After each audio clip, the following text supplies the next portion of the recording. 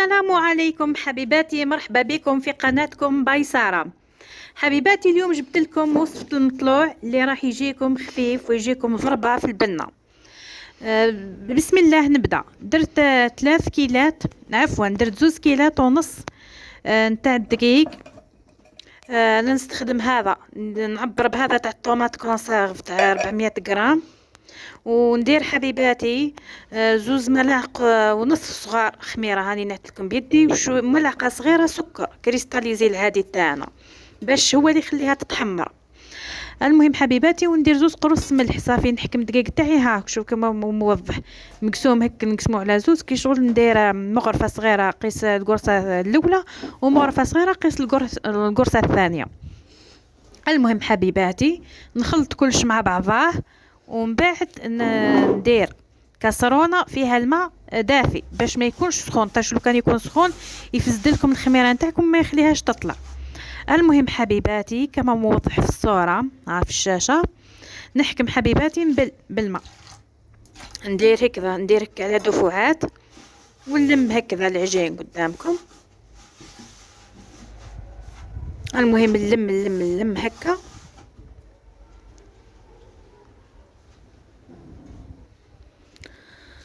ها نضيف الماء على دفعات.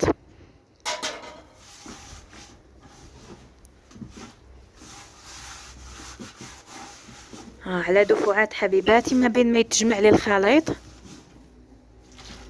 انا علاه ندير على دفعات حبيباتي؟ بيسك الكسره الخميره كما نقولوا حنا المطلوع. هنا في خنشله في المنطقه نتاعنا بلاد الشاويه نقولوا لها كسرت الخميره، وعندكم في الجزائر العاصمه تقولوا المطلوع.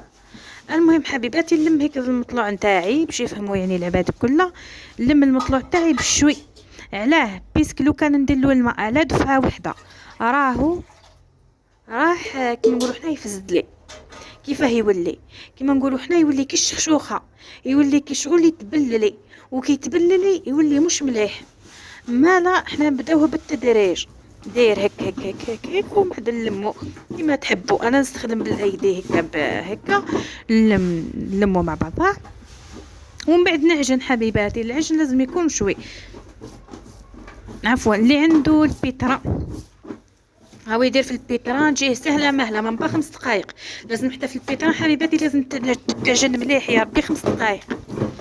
المهم حبيباتي، هاني نعجن هكذا، نعجن لمده 5 دقائق هكاك، نقولوا 5 دقائق يعني كما موضح في الصوره، باش تجي حبيباتي تجي الكسره تاعكم تجي تسخف، يعني تجي طريه، تجي خفيفه، تجي هايله، مش تجي هكا يابسه وتجي.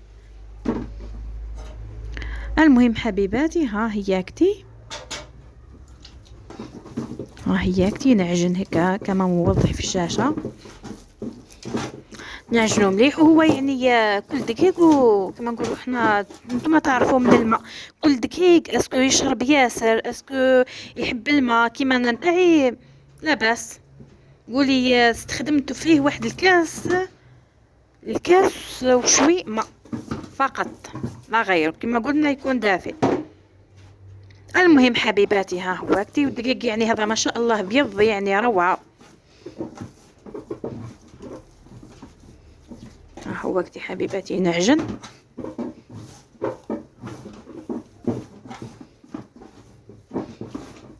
لازم يتعجن حبيباتي، لازم يتعجن باش يجي ما شاء الله. بص حبيباتي، يعني نطلع هذا يعني نوصيكم به، انا درته لكم خصيصا للمراه العامله ولا المراه الماكثه بالبيت، مثلا تكون عندها خدمه ولا تكون عندها عرضيه ولا تكون مسروبه. راهو ليه حبيباتي يطلع مامبا 20 دقيقه، 20 دقيقه فقط لا غير.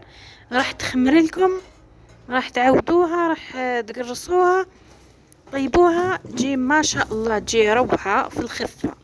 دوك تشوفوا الصوره النهائيه، ما نحرق لكمش المشاهد.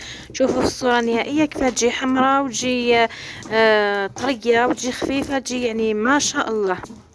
انا درتها اليوم علاه بيسك درت الملوخيه باذن الله الوصفه غدوه نحطها لكم، يعني تجي مع وصفه الملوخيه تجي ما شاء الله. ويعني انا كسرت المطلوع هذا تعلمته على الام نتاعي، ربي يحفظها ويحفظ جميع الامهات ويرحم اللي ماتوا. يعني علمتني الحمد لله يا ربي. صح ما بديتش نطيب في سن مبكره، ولكن مع هكاك 24 سنه 23 سنه بديت نطيب، بديت ندخل الكوزينه.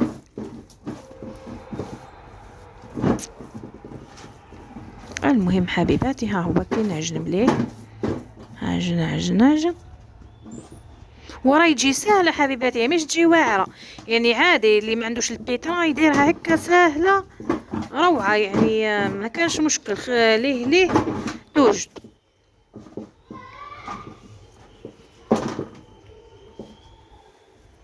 يعني اذا سمعتوا حبيباتي صوتك ولا هكا من الولاد جيراننا برك يلعبوا، يعني الصراخ ولا هكا.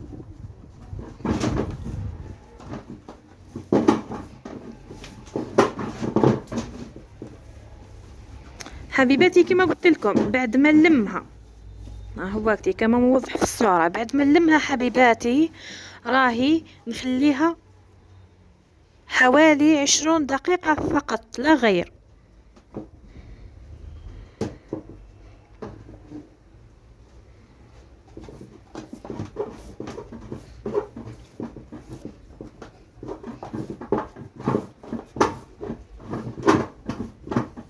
لازم حبيباتي تتعجن، لازم، خاطر ما كانش من هذاك اللي يقولك ندير المطلوع وليه نلمو، يعني لا يحب شويه العجن. على كل حال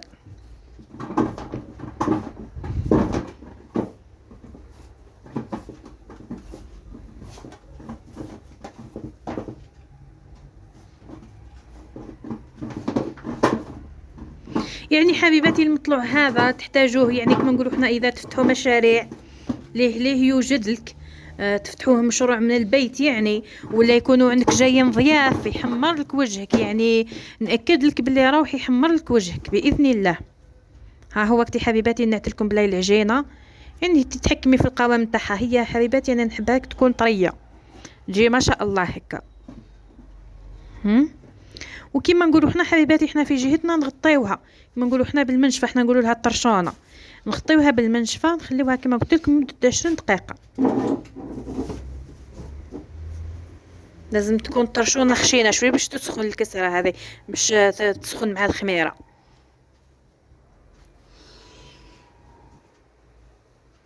والخميره حبيباتي اللي درتها العاديه ماشي تاع الحلويات. ومن بعد حبيباتي نخليوها ترتاح لمدة 20 دقيقة. بعدين حبيباتي نخبزوها، نقرصوها، ومن بعد حبيباتي نخبزوها فقط.